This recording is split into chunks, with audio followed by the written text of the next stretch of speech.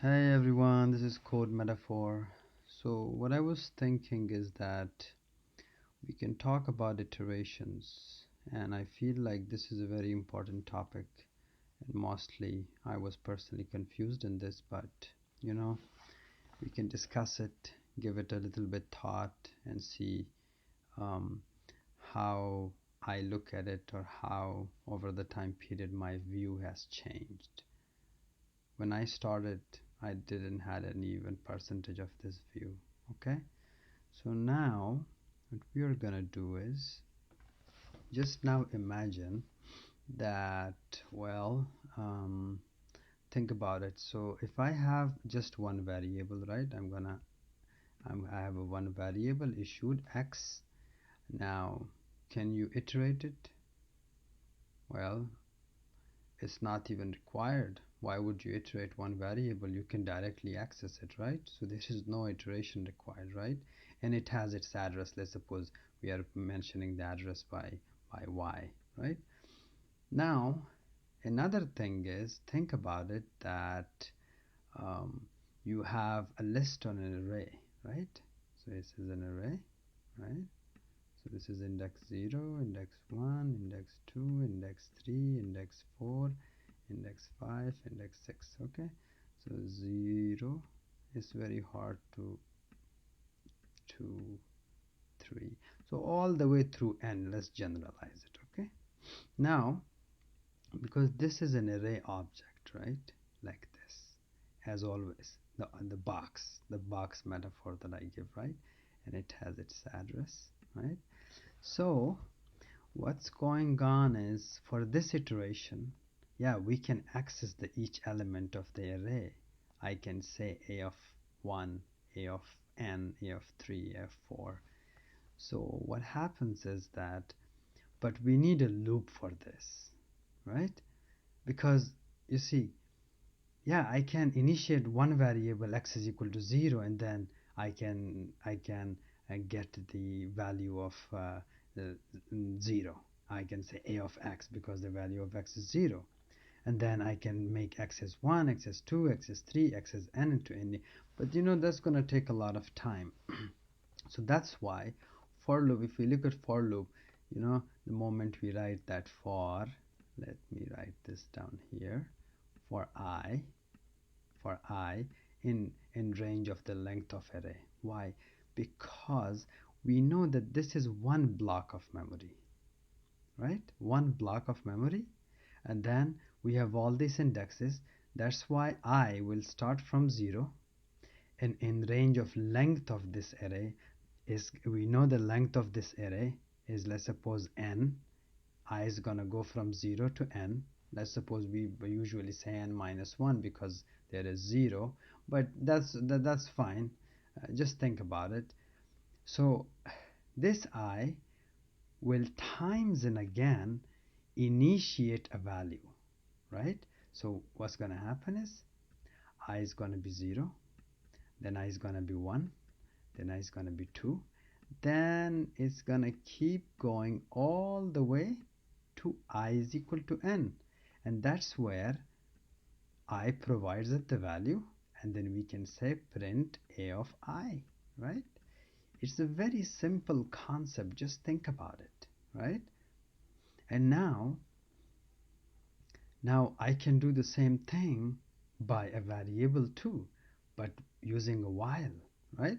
So I can say I'm gonna initiate a variable, I is equal to 0, and then I can say while, let me initiate while by w, while length of the array, till there is a length of array, I want you, right, to read the value of a of I.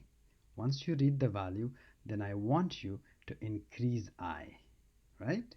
So we can say while I is less than or equal to the length of array. While I is less than or equal to the length of array, I want you to do this job. So here the first job will be print me a of I, which will be in the first time a of 0, and then I have to increment I, right? I will increment I, because if I don't increment I, the value of I is 0 is always going to be less than the length of the array, and it's going to constantly and forever run. This is infinite loop, right? So this is going to go up to the while times and again till the condition is broke that I is now greater than the length of array, and then we are going to fall down to the next line of code, right? Now this is okay. Now what's going on is the list is fine, the queue is fine, this is simple iterations that we have. But remember, we talked about binary linked list, right? We did a linked list iteration, but because this topic is about iteration, now let's talk about it, right? So the linked list here is node 1, here is node 2. Just see, this is imagination to tell you, okay? Here is node 3. You see, it's not like that. It's not consecutive, right? Here is node 3, and randomly maybe here the next node is even 4. It's random, right? So right, so now 1 might be pointing to 3, 3 might be pointing to 2, 2 might be pointing to 3, 3 might be pointing to 4, right? So we have a linked list: 1 from 1 to 3, 3 to 2, 2 to 3, 3 to 4. That's our linked list. You see the addresses are different. This is, let's suppose this is an address 1, this is an address 2, this is an address 3, this is an address 4. Like, let's suppose this is an address 50, this is an address 14, this is an address 31, this is 12, this is 11. So we don't have a consecutive like order that you say you can use for loop for this, right? So that's why here again comes the concept of the pointers, right? Now let me see if I can choose a color. Okay, so that's why we will initiate another pointer, right? We're gonna call it temp, or anything you call it, doesn't matter, call it anything you like, right? So we initiated a temp pointer, right? And then for this pointer, imaginative wise, this should go from here to here to here to here to here, and then the next of 4 is null, right? So what do you see in here? It's a memory location. We're just imagining a memory, right? What do you see? Well, you will say, well, I don't know, this one stays in New York, this is in Paris, this is in Japan, this is somewhere else. So what I'm going to do is I'm going to say, when I'm going to move from this memory location to this, when I see that the next value of this is not none, means it's pointing to somebody. When it's pointing to somebody, what I'm going to do, I'm going to move this pointer from here to here, and then this will be a while condition, and then this while will be checked for this node, and it has it. So this is gone. Now our pointer is here. You printed this value, you printed this value, and then the pointer is here. It has next one. So we printed this value, pointer came here, right? And it has next one. Boom, pointer came here. You gotta increase the pointer. So every time your temp will be equal to temp.next. You see, temp at current is 1. When the condition is met, temp is still 1. So before changing the pointer, what I do, I say temp is equal to temp.next, right? And then when I come here, this is none. I print its value and the loop is terminated, and that's it, right? So this is the idea. And here, remember, we are not using any kind of data structure or something in here, right? We are just this is just a simple while loop that we are using. Let me see if I can get a page. Default settings, well, I don't know how to get a page in here, but that's okay. So okay, so now let's do something. Let's go to look at binary tree. Also, it's the same thing like linked list. The nodes are in different addresses, but so it's my node A, right? This has left and right child. This is B, right? This is C, right? And then this is D, right? And this is, let's suppose, F, right? So now these are also in different places, right? So what are we gonna do in here? We are gonna take, there are multiple different type of iterations of a binary tree, right? This is the root. Let me signify root by like this. This is our root. Every binary tree will have a root, because otherwise we will not know who is the father of the tree. And here the father is A. This is the root node, and these are all children of the node, right? So what we're gonna do is, so if we want to iterate, right, there is a concept of backtracking in a binary tree. Let's suppose in a binary tree, if I came from node A to node C, right, I lost A. I cannot go back to it. Look how amazing and how interesting and how unique and imaginative this is. Look at here. Just like in the real world. You came from here. So what we do, we make a stack, right? We make a stack. We put this node in here. Why do we put it here? Now see, I will tell you. Now there is a traversal. Name is not important. Let's suppose if I want to print it in this way: A, C, D, F, and B. Remember?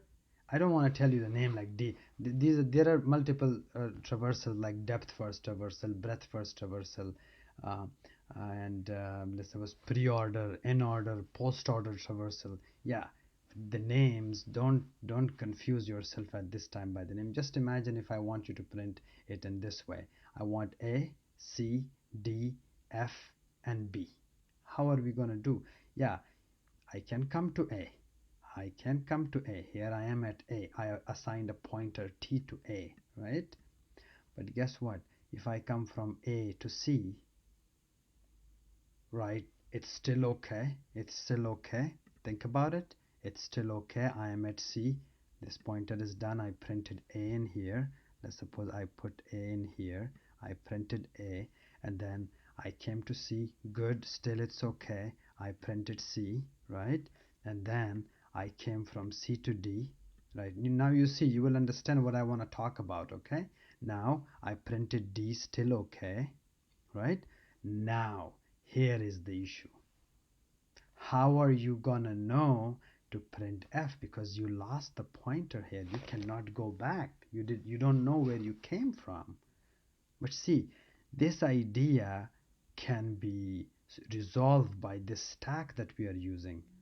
So I printed the value, I put it in a stack, and then I came to C, I pushed C in here, I printed the value.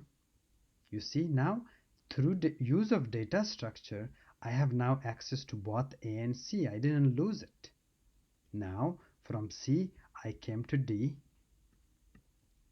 Now when D doesn't have anybody, if I want to go back to C, because I printed the D also, if I want to go back to C, I'm going to pop this, remove it from the top of the stack, and then I'm at C. Now I will check the right of the list, and then I'm going to push that just to know if it has left and right. And so I have a D, A, C, D. Now I printed F here, right? Now F doesn't have anybody, so I pop and I'm back at C. You see how imaginative this is? This one makes me, this is the same object as this. So it's a copy of this object. And now when the stack is here, I'm back at this one. So now what I do, both left and right is done. I pop C, and then I'm back at A, and then I have B, right? And then I have B. I printed the B, right? Now B doesn't have anybody. I pop, and whenever the stack is empty, so now the stack looks like this. The stack is empty. The stack is null, right? and when it's null, that's it. This is my iteration, right? You see how amazing it is. And the same thing can be done with here. Like, let's suppose you have a use case, you have some kind of program, you are iterating a linked list, and you come here and then you come here and you want to go back here. You can use a stack. Yeah, we have a double linked list also. In a double linked list, this has address of this and this has address of this. This has address of this, and you can go back and forth. Back and forth you can go, right? So these are the iterations that we have. And then another data structure that we okay, before moving to graph, I want to talk about algorithm complexity also. Why do we talk about complexity? Okay. So now let's see, um, what do we do? Let's suppose if I okay, that's gone anyway, that's fine. So now see, um, complexity of algorithm, how efficient, how effective, how amazing is your algorithm, how faster it can do stuff, right? You see, just in mathematics, remember we had this equation, right? We have y is equal to x squared, right? Now see, if I draw the graph for this one, let's have xy coordinates. This is x-axis, right? And this is y-axis, right? If I draw the graph for this, you see, every time when the value of x is 1, y is 1. When it's 2, y is 4. So what's happening is y is increasing. Every time when the value of x is 1, y is 1. Yeah, when the value of x is 2, y is going 2 times. When x is 2, y is 4. When x is 3, y is 9, because it's a square of it. So right, so now this is this is what we call n square algorithm, right? You can call it order of x square, right? So what happens is, it means that as your input increases, the time taken by the algorithm will increase twice the size of it, right? So we have another equation. Let's suppose we have y is equal to x. Now look at this algorithm. Now this is an algorithm. Just think about it. This is a machine actually. This is a machine. I give the value of x, it gives me the value of y. Even if you don't code it, this is a machine. I give a value of y2, x2, it gives me a value of y4, right? And that is exactly we transform into a computer to do this for us, right? So now you look at this equation, right? So let's suppose this is y1, this is y0, right? So now here what happens is, when I give the value of x, y is the same. We have a straight line, right? This is order of n, right? Why? Because the more inputs you have, time increases linear fashion with it. It doesn't matter. So what is the example of this, right? This is, for example, if we have one for loop for I is equal to 1 in range of a million, that's fine. Or for I is equal to 1 in range of the length of array, because the more elements of array, the more variables the for loop will do, which means we have just one for loop, and one for loop will be in a linear fashion, right? Don't even think about it much more. Even let's imagine if we have here, let's suppose 1 million, any number. This number becomes insignificant for the larger values of x. When x becomes very large, this value is of no use. So any constant is negligible. Even here, if we have whatever value here, doesn't matter, because for larger values of x, this is going to be different, right? So now, and then for x squared, what happens? You have one loop, and then you have another loop, a child loop within the father loop, within the parent loop. So what happens? For every value of the child node, the child node will run the whole way. So that becomes an n square algorithm. If you see a for loop within a for loop, it's an n square algorithm. It's a to the power of 2. Okay, so just think it in this kind of terms. Okay, now later on we are going to talk about very, so there are other algorithms. We have n factorial algorithms, so it goes like this. We have algorithm, very bad algorithm, that directly, the moment there is a spike, n factorial, the time raises by n factorial way. And then we have some good algorithms which are basically what, which are basically log algorithms. Okay, right? These are logs. So what happens in log algorithms, the more your input, as your input increases, the time is increases by log fashion. And guess what, this is what we want. To my understanding, I may be wrong, you can correct me in the comments. Algorithms, we should try to have algorithms below this point, right? We always want to have this area covered, any algorithm in here is considered much better than going above the line, right? So imagine if you have millions of data processing, and if our algorithm is order of n squared, that means 1 million to the power of 2, that's going to be our time, right? So that's the reason that when we are developing an algorithm, we want to always use be creative and be trying to understand and trying to say, what can I use better, how can I minimize the process. Like, for example, let's say which algorithm should we do? We have a lot of algorithms in here.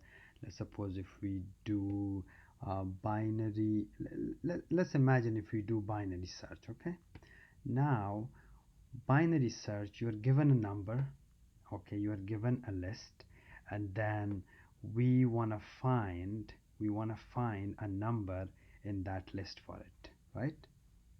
Now how are we going to do the binary search? Okay, uh, um, so in this way, an array is given. um, so an array is given. Let me do this way.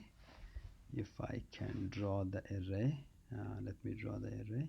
So an array is given to you, right? So this, right? So, and remember, um,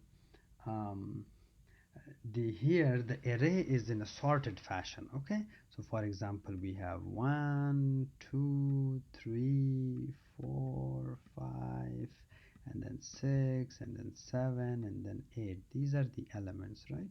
So see, if I tell you to find me 8, think about it right now.